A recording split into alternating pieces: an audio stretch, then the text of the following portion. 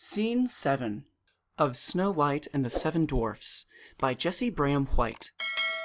The throne room of the palace. Sir Dandyprat is standing in the middle of the room, surrounded by all the maids of honour. He looks puzzled and distressed. To Sir Dandyprat. Of course it's today that Snow White is coming home. It's a year and a day today. We thought of course you knew. Dear me, are you sure? It's most important. She went away to school on the 20th of June. Last year. And today is the 21st. This year. So it must be a year and a day today. Pooh. That's not the way to reckon it. It ought to be done with arithmetic. Let me see. He shuts his eyes and repeats. 30 days has September, April, June, and... That's no use. Oh, I know now. How many days are there in a year? Hiding a smile. 365 usually. I've got it now. Quiet. I take June 20th. He writes on his tablet with his big gold pencil. And add 365. Sure to arrive on June the 385th. That can't be right. It's most puzzling. Prince Florimond comes today too. What? Prince Florimond too? Of course, to be engaged to Snow White. The prince coming and nothing arranged? Nothing! No one ever tells me anything in this court. He may be here any moment, and all the armies are hunting for Bothold, and the dukes and duchesses scattered all over the place playing croquet. I shall go distracted.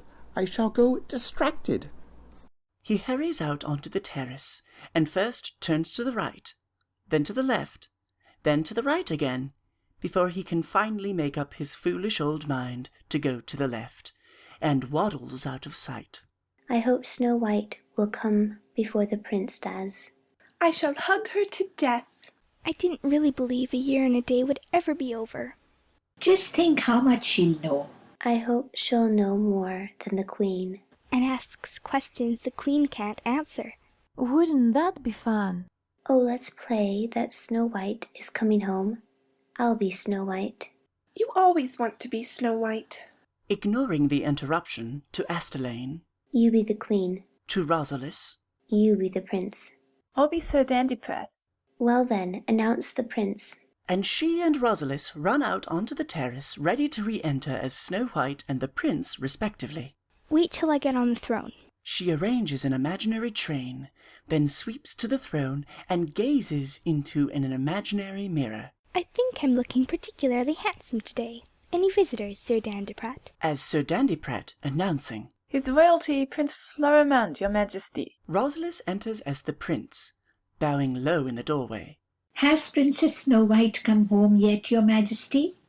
I love her to distractedness. I should like to marry her at once, please. Peeping in from the terrace. Now me. No, wait, let me talk a little. Dear me, Prince Florimond, dear us. We don't understand what you can possibly see in that plain child. But Christabel will wait no longer, and appears in the doorway. Pushing her back. Wait till I announce you. Resuming Sir Dandyprat's voice. Here's the princess now. Most important. The Princess Snow White. Christabel re-enters, makes a curtsy as much like Snow White's as she can.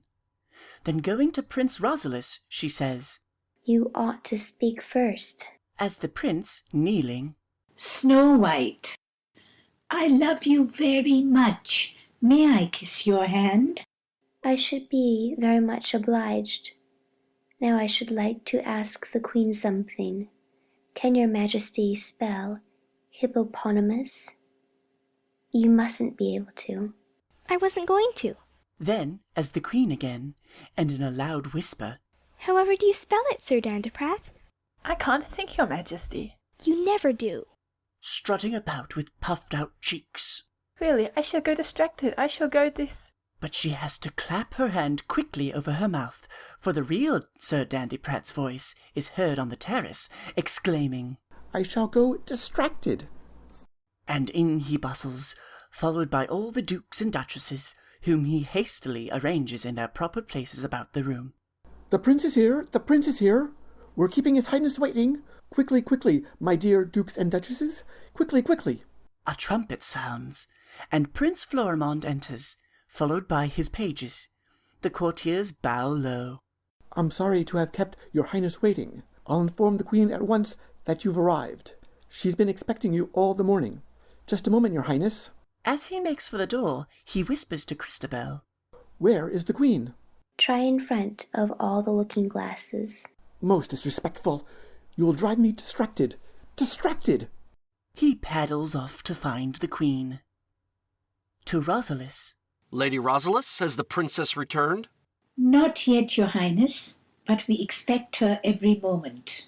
Is she well? I don't know, your highness. She hasn't written to us since she went away. Not a single letter? Sir Dandyprat reappears and announces, Her Majesty, the Queen. Queen Brangamar enters, and with a haughty nod to Prince Florimond, sweeps to the throne. I totally forgot you were coming today, Florimond. Stupid of me. Poor boy, I've sad news for you. I ought to have written, but I hated to distress you. It's about Snow White.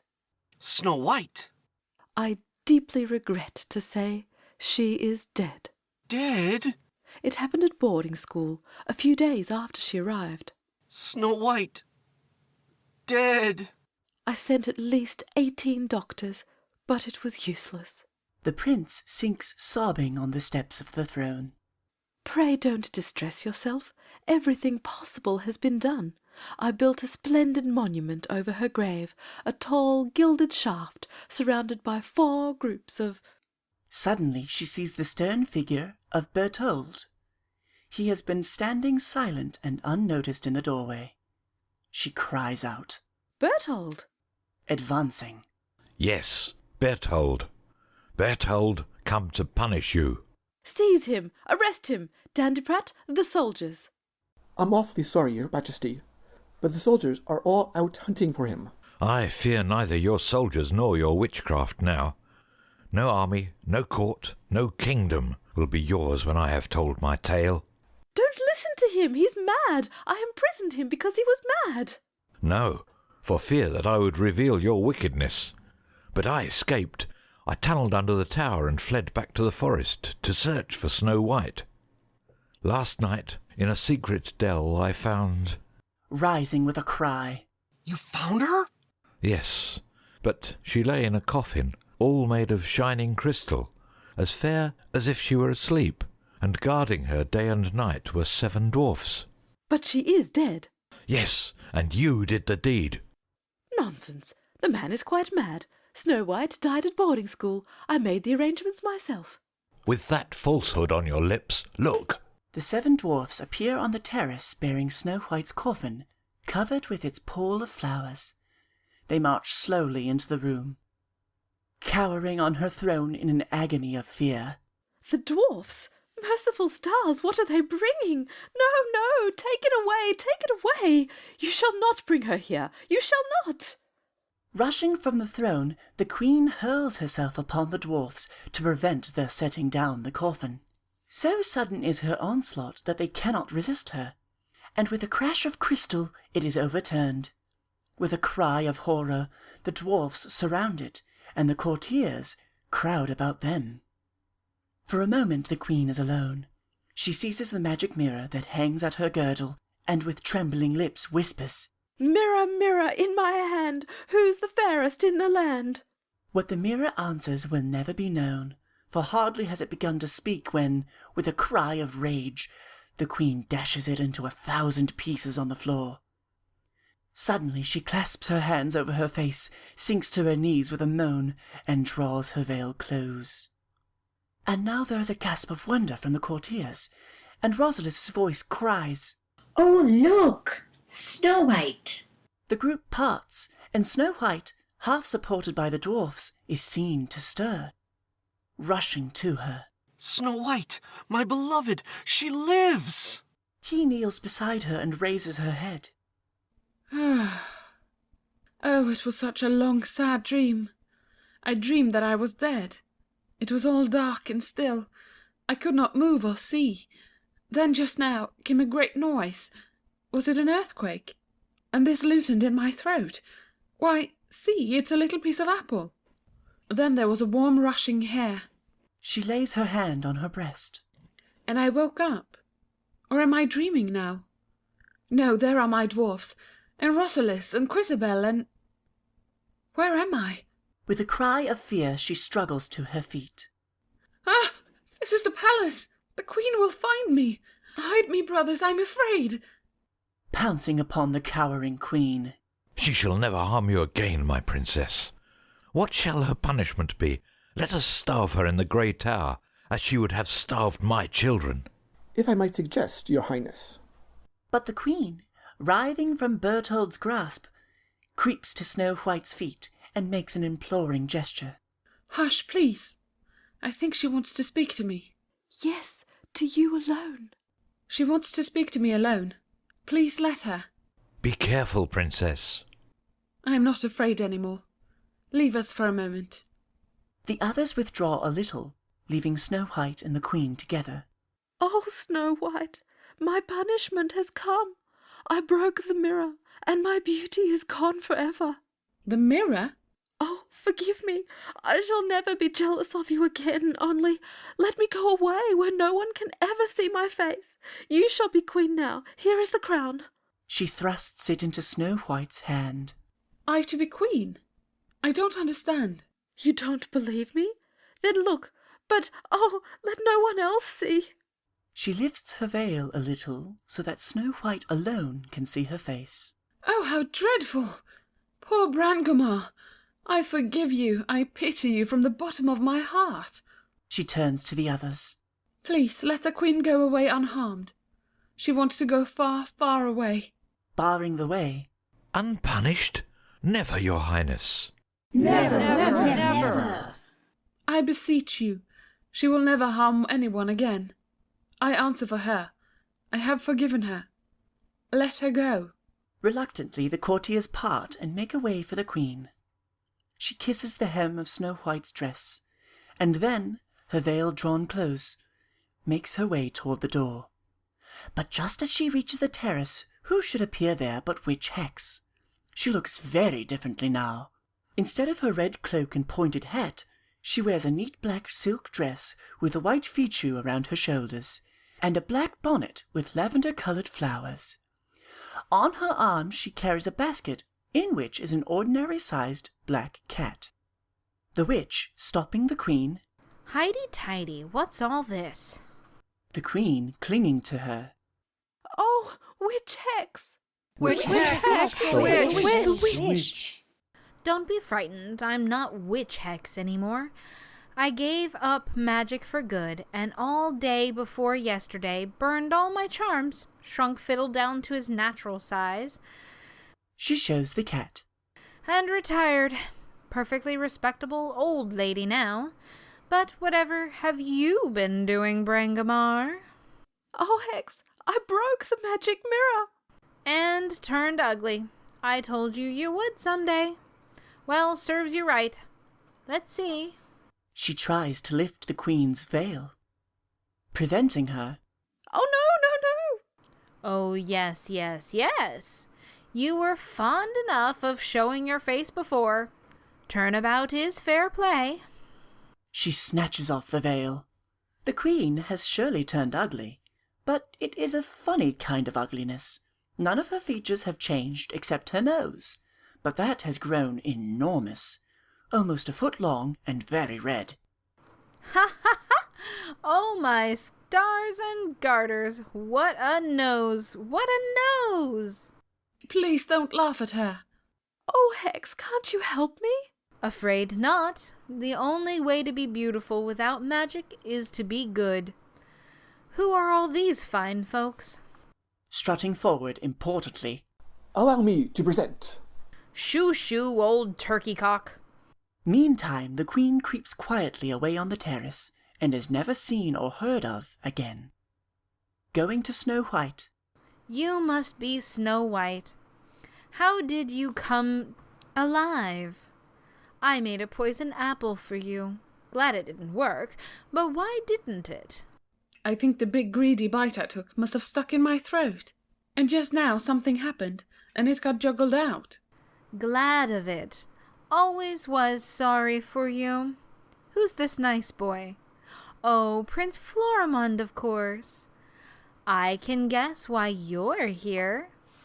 Well, is the betrothal all arranged?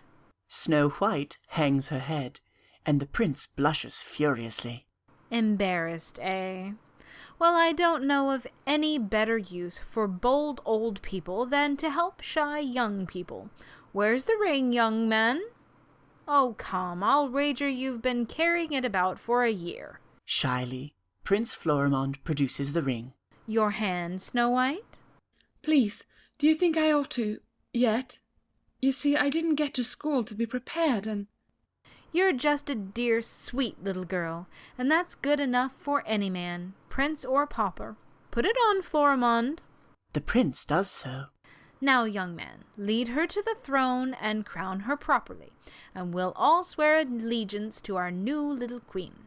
With stately grace, the young prince leads Snow White to the throne, and reverently sets the great crown on her little head. Then he kneels before her, and all the courtiers follow his example. Then there is a great burst of music, and all the trumpets in the palace blare.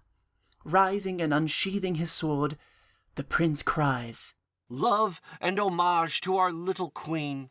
Love and homage to our little queen. Furtively brushing away a happy tear. Oh, please, please. During all this, the dwarfs have withdrawn shyly to the furthest corner of the room. But now Blick, clearing his throat and summoning all his courage, cries, "Brothers, march!" In military order, the dwarfs file to the throne. Some of them think they ought to kneel, and some of them think not. So they wobble for a bit, and then stand still. Your... Oh, Snow White, please tell us what to call you. You see, we've never met a queen before. Oh, my brothers, call me just Snow White. Always and always. Snow White, may we go now? Go? Where? To fetch you our wedding present, all our gold and jewels. We'll make you the richest queen in the whole world. And then back to our lonely house. And those suppers. And those beds. No. You must stay with me always. Always, my brothers. Hanging his head. But we are dwarfs. There are no nobler men in my kingdom. You shall be my bodyguard, and Bethold shall be your captain. What do you say, brothers? I say, hip, hip, hurrah! Hip, hip, hip, hurrah! Dear me, I quite enjoy being respectable, and I can't see any reason why you shouldn't live happily ever after. Oh, princess, if I don't dance, I shall just die. And so shall I. So shall I. To the prince. May queens dance too when they are very, very happy. Do you remember the first words I ever said to you? Lady, may I dance with you in the measure to ensue? And I answered, Sir, could any maid withstand such a flattering command? She gives him her hand, and they all whirl off into the gayest and happiest dance you can imagine.